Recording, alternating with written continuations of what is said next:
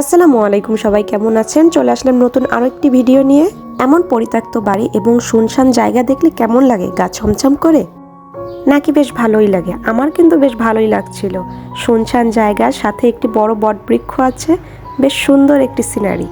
গ্রামের এমন দৃশ্য দেখতে কিন্তু খুবই ভালো লাগে, বিশেষ করে যারা শহরে থাকে তাদের তো আরো ভালো লাগে। নৌকা, খেওয়াঘাট আমরা তো কম বেশি সবাই চিনি, কিন্তু দড়ি দিয়ে এভাবে নৌকা পার হতে দেখেছেন কখনো কাউকে?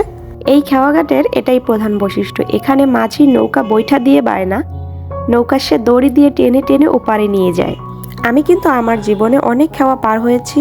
সেই নৌকা হয়তো মাঝি বৈঠা দিয়ে বাচ্ছে অথবা ইঞ্জিনের সাহায্যে সেই নৌকা চলছে, কিন্তু এভাবে দড়ি টেনে নদীর ওপারে যেতে আমি আজ প্রথমই দেখলাম। দেখুন, নৌকায় কোনো না আছে ইঞ্জিন, না আছে কোনো বৈঠা। মাঝি যে এত সুন্দরভাবে দড়ি দিয়ে নৌকা বেয়ে বেয়ে ওই পাশে নিয়ে যাবে, এটা আমি শুধু অপলকভাবে দেখছিলাম। দড়ি টেনে টেনে আমরা এখন নদীর মাঝখানে আছি। অনেকটা পথ আমরা পার করে এসেছি, আর সামনে যেতে, ওই পারে যেতে আমাদের বেশি সময় লাগবে না। নৌকা পার হওয়ার পরে আমরা খেওয়াঘাটে উঠে এসেছি, একটা ভ্যানে উঠেছি। ঘাটে কিছু টাকা দেওয়ার কথা ছিল, টাকা দিয়ে তারপরে আমরা ভ্যানে এসেছি। এখন আস্তে আস্তে ভ্যান ছাড়ছে, পিছনে আমাদের আরও একটা ভ্যান আসছে। ভ্যানে করে যাওয়ার মজাই অন্যরকম। গায়ে যেমন হাওয়া লাগে, তেমন চারিপাশের প্রকৃতি খুব সুন্দরভাবে দেখা যায়। নতুন নতুন অভিজ্ঞতার সাথে পরিচিত হচ্ছি, বেশ ভালোই লাগছে। আমি আশেপাশের দৃশ্যগুলিও ক্যাপচার করেছি, কিন্তু ক্যাপচার করার সময় ভ্যান এত পরিমাণে ঝাঁকুনি দিচ্ছিল, ভিডিও ক্যাপচার করতে অসুবিধা হচ্ছিল। এজন্য ফুটেজগুলো অনেক ঝাঁকুনিভাবে দেখাচ্ছে। আশেপাশের বাড়িগুলো দেখতেও অনেক সুন্দর লাগছিল।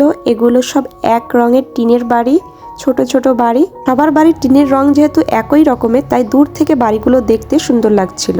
এরপরে আমরা আমাদের বাড়ি চলে আসলাম। বাড়ি চলে আসার পরে দেখছি অনেক ধরনের মাছ ধরা হয়েছে, তার ভিতরে চিংড়ি মাছ এবং অন্যান্য জাতীয় মাছ আছে। মাছ ধরা দেখতে খুব ভালোই লাগে, কিন্তু জীবন্ত মাছগুলো ধরতে একটু ভয় লাগে আর কি। এতক্ষণ সঙ্গে থাকার জন্য ধন্যবাদ। দেখা হবে পরবর্তী ভিডিওতে আবার। আজকে আর নয়, আল্লাহ হাফেজ।